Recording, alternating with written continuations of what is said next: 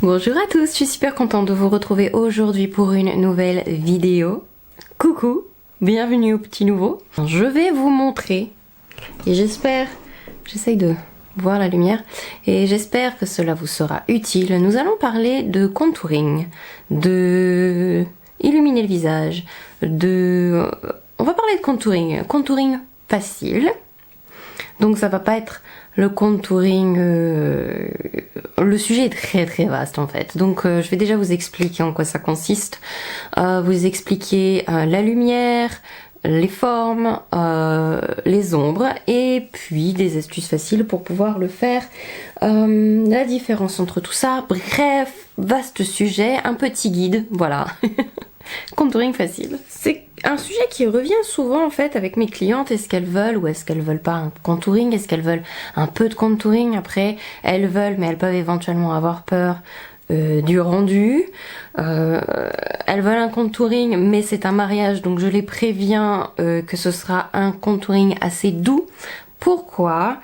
Eh bien, ce que je dis, et je vais vous le dire aujourd'hui en vidéo, écoutez bien, c'est que le contouring intense, tel que vous pouvez le voir parfois sur Instagram, sur YouTube, pratiqué par des maquilleurs, etc. Le contouring très intense est intense parce que ça va être pour des vidéos et être vu de loin. Un contouring, c'est pour créer énormément de contraste, justement, pour que ce soit vu en photo, etc.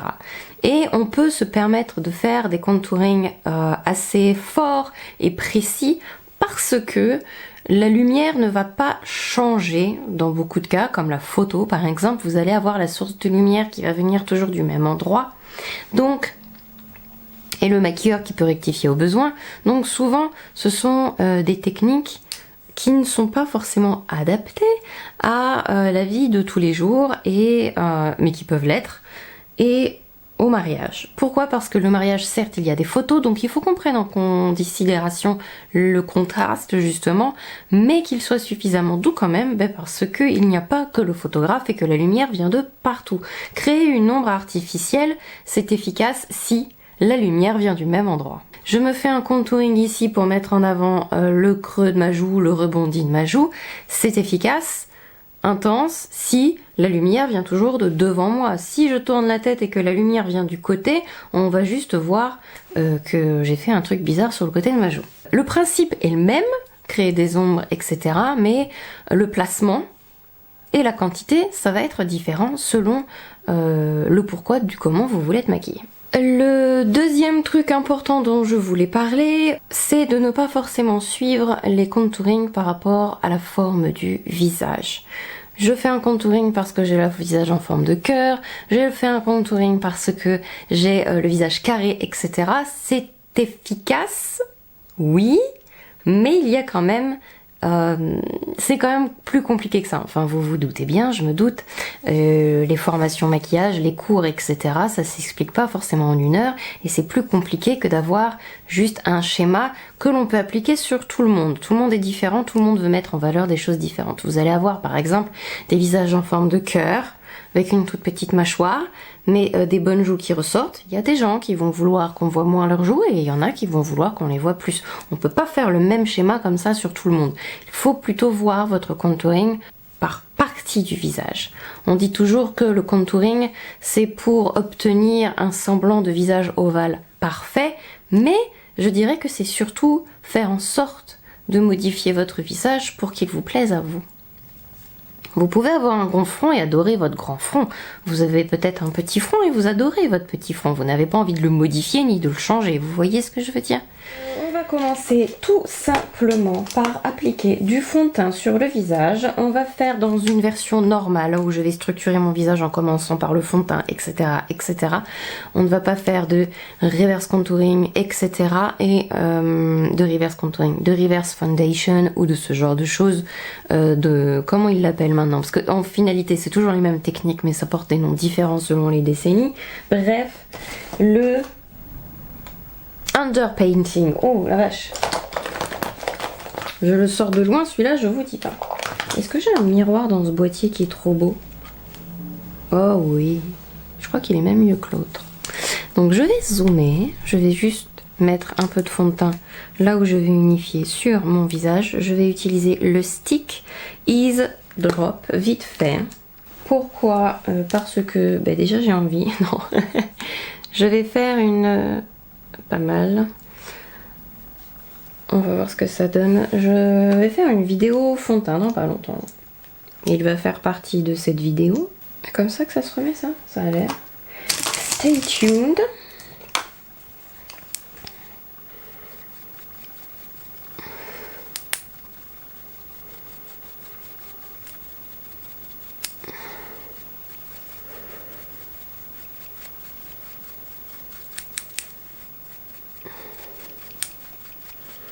Je n'ai pas hydraté mon visage exprès. Enfin, hydraté, j'ai pas mis de base. Non, j'ai mis ma crème tout à l'heure, mais...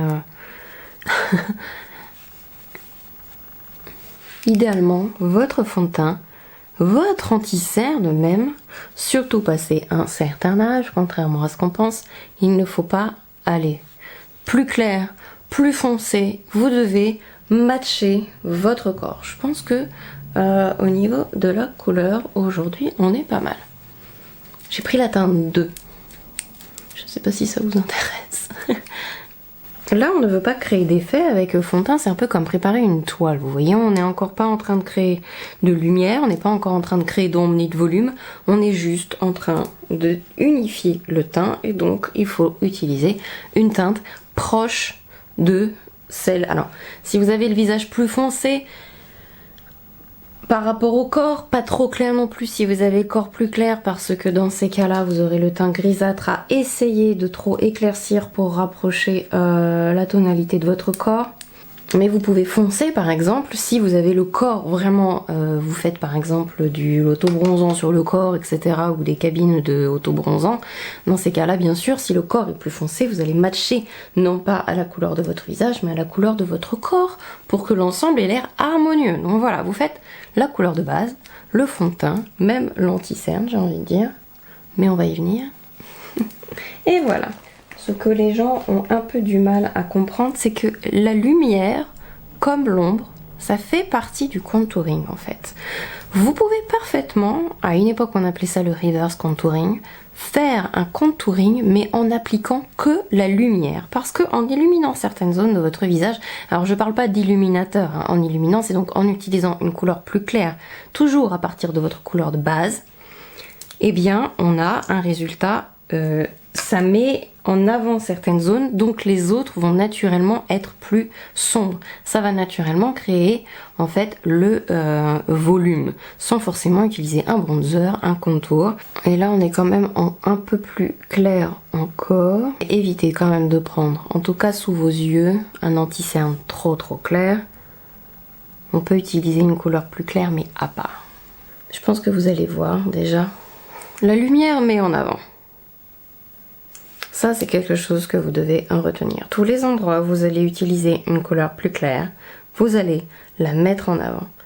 Si vous trouvez que le bas de votre visage tombe, etc., ne descendez pas un anti-cerne trop clair dessus, parce que ça va le faire tomber encore plus. Ça met en avant la zone. Tout cela me fait penser à une vidéo tendance TikTok. Je vais foncer un peu quand même. TikTok qui passe en ce moment où ils ont l'air de découvrir comment fonctionne un bronzer et comment fonctionne un anti-cerne. Oh, le mélange de ces deux anti-cernes, j'avais jamais fait, mais il est fameux. Bref, avec la lumière, autant qu'avec votre bronzer, vous allez créer en fait du volume. Vous allez redonner le côté un peu comme avec une sphère quand vous commencez à faire un dessin, vous faites un rond. Quand vous commencez à ombrer, la couleur de base c'est votre papier et quand vous commencez à ombrer sur les côtés, vous n'êtes pas encore sur les ombres réellement, mais vous créez quand même de la dimension en fait. Et après vous avez les ombres et là c'est le contour. Le bronzer, je pense, bien utilisé et très bien et fonctionne très bien si c'est correctement, donc je disais utiliser. Ça me gratte là, Utilisez la lumière, le contour et le bronzer du coup. Selon ce que vous voulez faire sur votre visage, vous pouvez utiliser l'un des trois, 2 sur 3 ou les 3. Je vous ai dit là, juste avant, que avec la lumière, donc avec un anti-cerne un peu plus clair, avec un produit comme le Prep and Prime de MAC, c'était le petit truc liquide là, dans un petit stylo. Make Up For Ever en avait sorti un, je sais pas s'il existe encore dans la collection Reboot.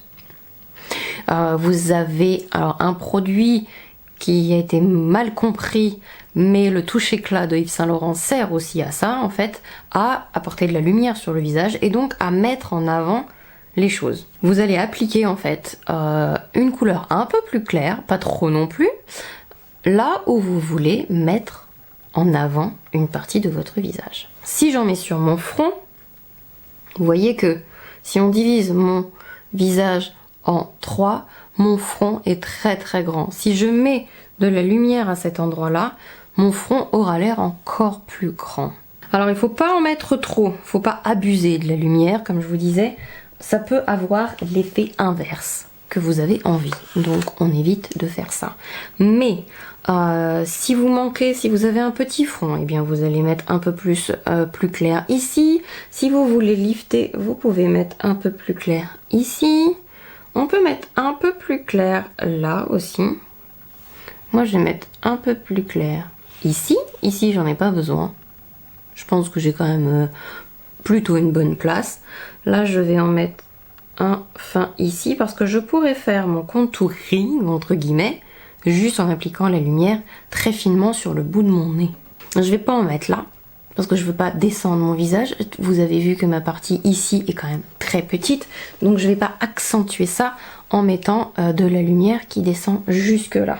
Discrètement, la couleur est claire mais elle n'est pas trop claire non plus parce que ça reste un contouring naturel, je précise. Le contour du coup est fait pour créer des ombres. C'est pour ça qu'il va être froid, pas trop froid. Et souvent on en met trop, donc il vaut mieux avoir la main légère. Et pareil, il vaut mieux mettre sur une palette ou mettre... après ça dépend du produit, il y en a qui sont très pigmentés, mais il vaut mieux doser soi-même que de se risquer à tout gâcher. Donc je vais faire un contouring un peu sur mon nez par exemple.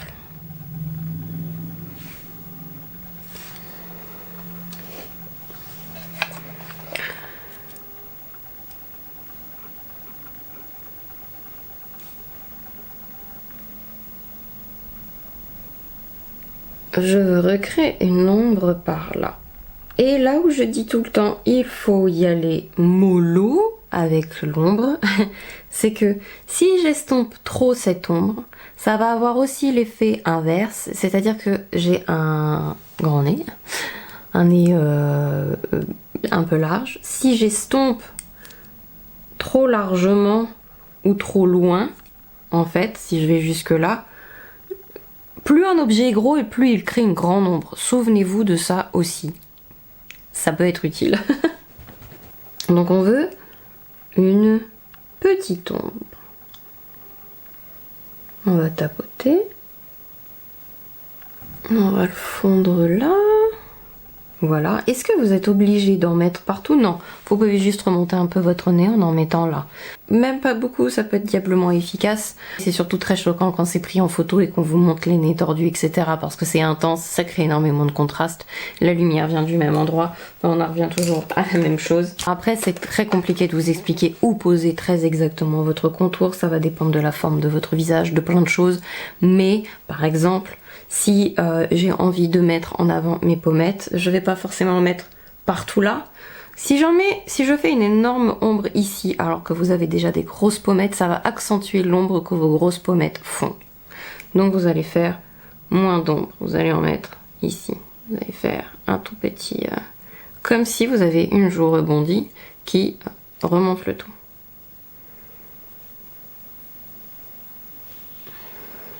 On va remettre un peu du contour. Ça c'est je vous ai même pas dit, le stick de contour de la dernière collection de chez Kiko, Gold Reflections. Ils font d'excellents sticks de contour chez eux.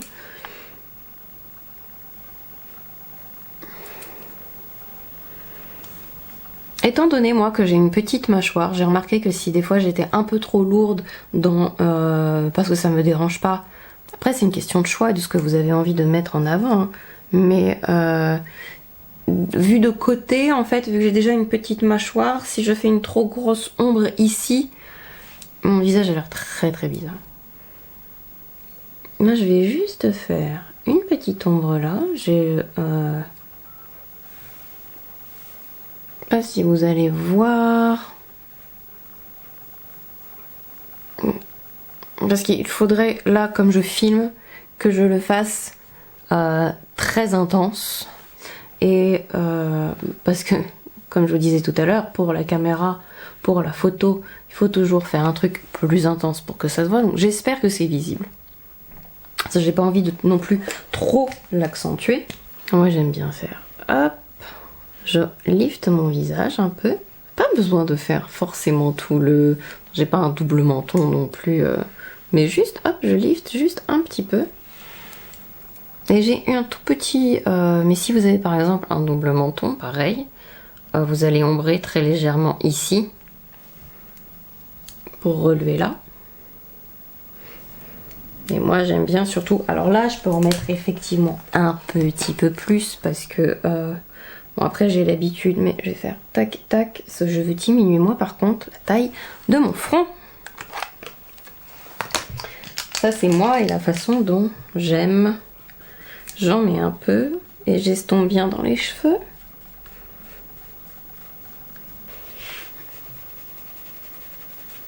C'est pour ça qu'on m'a déjà inscrit sous une vidéo. Quand j'en mets trop, on a l'impression que j'ai une barbe. Quand je fais mon contouring dans cette zone là, c'est peut-être que votre contouring du coup est soit trop intense, pas adapté à l'événement dans lequel vous allez faire votre truc, ou soit il est trop... il est mal placé en fait, tout simplement. C'est pas obligatoire de suivre exactement les schémas, comme je disais au début, pas forcément besoin de les suivre à la lettre. Il faut adapter par rapport à ce que vous avez envie aussi. Je vais poudrer parce que j'aime bien faire, pour un truc plus léger, un bronzer poudre. Donc je vais poudrer. Je pense que je vais utiliser mon Beauty Wide Secret Tan qui a une belle couleur. J'en profite, c'est l'été, donc je peux avoir une couleur qui est un peu plus ensoleillée. Sinon, moi j'aime bien les couleurs neutres. Ou un petit peu olive, donc il va y avoir Huda Beauty qui en fait un très très beau, et vous avez le Inda Sun qui est neutre, que j'aime bien utiliser l'hiver. Ça me fait moins cet effet ensoleillé, mais ça me donne quand même de la forme.